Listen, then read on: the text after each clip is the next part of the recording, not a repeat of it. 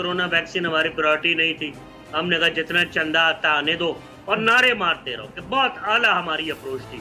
असल मसला ये है कि हम बैठते हैं चंदे की वैक्सीन आ जाए और बाबा आपकी आबादी इतनी है कि 18 साल से ऊपर भी लगनी हो, कब लगेगी? अभी तो दुनिया में वैक्सीन की शॉर्टेज हो गई है, प्राइम मिनिस्टर साहब ने खुद बताया। तो हमें चंदा देंगे कि अपनी आवाम को वैक्सीन लगाएंगे? ये पैसे खर्चने वाले काम है। शुरू में पैसे खर्चते इंडिया में मुखैर हजरात ने अरबों रुपए दिए हैं वैक्सीन की खरीदारी के लिए। हमारे यहाँ अरबों लूटने वालों ने 10-10 रुपए नहीं दिए। इस पे और क्या कह सकता हूँ। जहाँ तक बात है कोरोना वैक्सीन हमारी प्रायोरिटी नहीं थी। हमने कहा जितना चंदा आता आने दो और नारे मारते रहो कि बहुत आला हमारी अप्रोच थी। हमने जनाब लॉकडाउन लगाया ही नहीं। लॉकडाउन लगाते तो इकोनॉमी तबाह होती। हमने क्या किया, हमने स्मार्ट लॉकडाउन लगाया। और यार शुक्र करो कि पहली 2 वेव्स अल्लाह की मदद और मेहरबानी की वजह से चली गई। अब तीसरी वेव है, सड़कों पे वही तमाशा जारी है। चलिए कल रात तो शब बारात थी, मैं सड़क पे निकला, बहुत रौनक थी। आज भी रौनक होगी। टिक्के कबाबों वाले कहते हैं कभी कभार पुलिस आती है जी, दुकान बंद करा के चली जाती है, आके खाना शाना खाते हैं, SHO का खाना ले जाते हैं, दुकान फिर खुल जाती है। कौन सा लॉकडाउन, कौन सा लॉकडाउन है मुझे बताएं। यहाँ तो वो वक्त तमाशे हुए हैं। ये लोग जो आला ओहदों पे प्रमोट हुए हैं पंजाब में खास तौर पे, जो मैं जानता हूँ कि लोग कोरोना से ठीक हो गए और बाद में गलियां बंद कर दी गई और पूरे मोहल्ले को सजा दे दी गई। यार को खुदा का वास्ता को सीरियसनेस करें। नहीं, उस्मान बुज़दार साहब तो हमें बड़े परेशान नजर आते हैं और उन्होंने काफी जो है वो तजावीज दी हैं और उन पे इम्प्लीमेंट भी मेरे ख्याल में शुरू हो गया। 1 से शुरू हो जाएगा जो उन्होंने हुक्म जारी किया है। सारा कुछ तो खुला हुआ है, कुछ दुकानें बंद हो जाएंगी रात को। अब मेरी बात सुने नीला, असल मसला ये है कि हम बैठते हैं चंदे की वैक्सीन आ जाए और बाबा आपकी आबादी इतनी है कि 18 साल से ऊपर भी लगनी हो, तो चलिए 22 में से 14-13 करोड़ आवाम को लगनी है। अब कब लगेगी, कितने अरसे में लगेगी, कौन लगाएगा? हमें वैक्सीन की एफिकेसी का भी अभी नहीं पता। अभी तो 60 साल की उम्र के लोगों को पूरी नहीं लगी, कब लगेगी? अभी तो दुनिया में वैक्सीन की शॉर्टेज हो गई है, प्राइम मिनिस्टर साहब ने खुद बताया। तो हमें चंदा देंगे कि अपनी आवाम को वैक्सीन लगाएंगे? ये पैसे खर्चने वाले काम है। शुरू में पैसे खर्चते इंडिया में मुखैर हजरात ने अरबों रुपए दिए हैं वैक्सीन की खरीदारी के लिए। हमारे यहाँ अरबों लूटने वालों ने 10-10 रुपए नहीं दिए। पाकिस्तान के बड़े 100 ग्रुप्स में से किसी ने 5 रुपए नहीं दिए कि यार वैक्सीन खरीद लो। आगे ज़कात का महीना है और यार को सदका ही दे दो, वो खैरात कर दो, वो अल्लाह को खुश कर दो कि कम से कम गरीब लोगों को कम से कम वैक्सीन आपके पैसे से लग जाए। तो यहाँ वैसे हम कहते हैं बड़े फिलैंथ्रोपिस्ट हैं जी, हमसे ज्यादा चंदा कोई नहीं देता। ये चंदा देने का टाइम है। यहाँ लोगों को चंदा देना चाहिए जिनके पास पैसे हैं। खुदा इनकी आखिरत बेहतर करे, इनकी दुनिया बेहतर करे। हम वैक्सीन खरीदे, किन हुक्मरानों पे बैठे हुए हैं? उनके तो बेहतरीन 2-2 2.5 टन के AC लगे हुए हैं बाबा। जब AC में आदमी बैठा तो ठीक है। साबिर साहब, एक और चीज जो इसमें सामने आ रही है, जो मुझे लगता है एक सवाल है, बाकी आप ज्यादा बेहतर इसमें रहनुमाई कर सकते हैं, उसमें यह है कि जब आप प्राइवेट सेक्टर इन्वॉल्व करेंगे तो क्या एक आम बंदे तक इस वैक्सीन की रसाई होगी? मैंने कहा, मैं नहीं कह रहा प्राइवेट सेक्टर को इंपोर्ट करे, उसको करना भी चाहिए, किया भी है। प्राइवेट सेक्टर से मुराद मेरी affluent businessman, business tycoons, business magnates हैं, बड़े बड़े ग्रुप्स हैं। रिक्वेस्ट की जाए, अव्वल तो उन्हें खुद आना चाहिए सामने, 2-2 अरब रुपया दे, 50-50 करोड़ दे, ताकि हुकूमत उनसे पैसे लेके और बाहर से वैक्सीन खरीदे।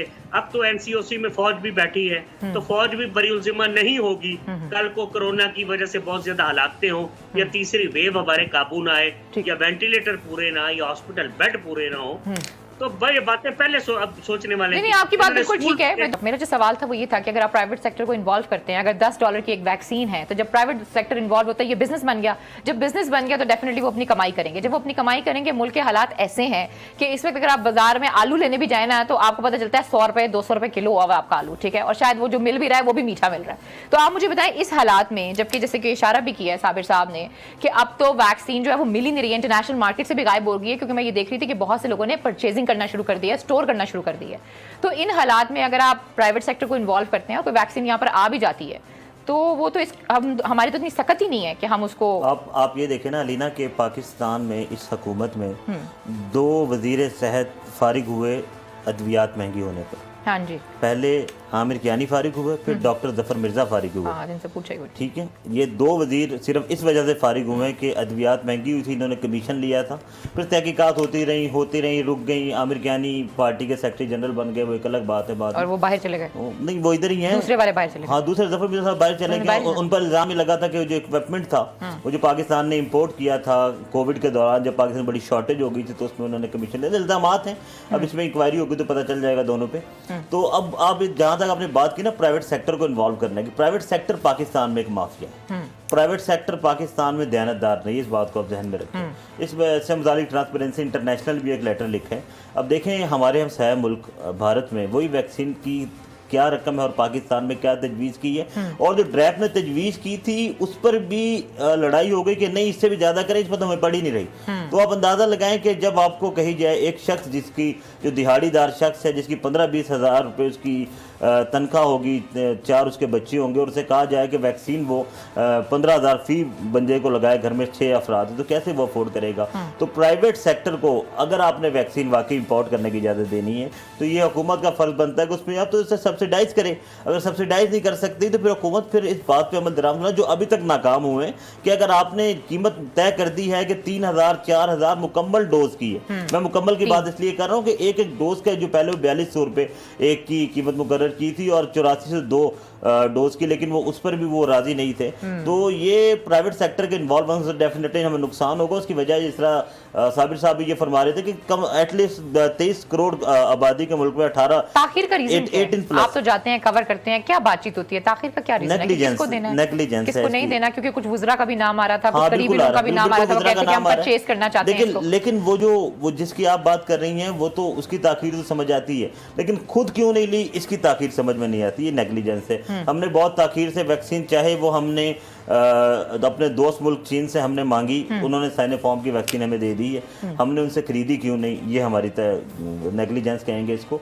और फिर अभी तो 60 प्लस सारे नहीं हुए, 50 प्लस की आज से रजिस्ट्रेशन शुरू हुई है, तो कब जाके जो एक आम शहरी है जो अस्पताल भरे हुए वेंटिलेटर से, और वेंटिलेटर्स की भी सूरत हाल है कि हमने जो भी खबर सुनी है, अल्लाह रहम करे, वेंटिलेटर्स के बाद बंदा बचता नहीं है, जो अभी तक की सूरत है, और अस्पताल भरे हुए हैं, और आपने बड़ी देर की है, तालीमी इदारे बहुत लेट बंद किए हैं, लॉकडाउन पे आप अमल दरामद, जिस तरह का लॉकडाउन पहला लगा था, मुझे याद है नेशनल सिक्योरिटी कमेटी का इजलास हुआ था 13 मार्च को और फैसला हुआ था उसी तरह का लॉकडाउन आप लगाएं, या फौज और रेंजर्स को, पुलिस को आप सड़कों में खड़ा करें, आप उसको इम्प्लीमेंट करवाएंगे। वही दिन चल रहे हैं ठीक 1 साल के बाद, अगर जब तक आप वो इम्प्लीमेंटेशन नहीं करवाते, आपके मुल्क में कोविड खत्म, जो कारोबारी लोग हैं वो तो इतने हॉस्टाइल हैं, ऑलरेडी कारोबार को आपने इजाजत दे दी, आपने कहा कि आप हफ्ते में 5 दिन 6 बजे तक कारोबार करें, आप फजर से खोलें अपनी दुकानें 6 बजे तक करें, 2 दिन आप छुट्टी करें। देखिए कारोबार उस वक्त होगा ना जब आपकी जिंदगी होगी, जान से तो ज्यादा कुछ नहीं। मुझे याद है कि यही दिन थे पिछले साल, इस वक्त पाकिस्तान में वो कोरोना आया था और लॉकडाउन लगा था, लेकिन ये अब जो थर्ड वेव है वो उससे ज्यादा खतरनाक है और इसमें रेशो भी बहुत ज्यादा है। सिर्फ इस्लामाबाद में 15-16 तक रेशो चली गई है कोविड की,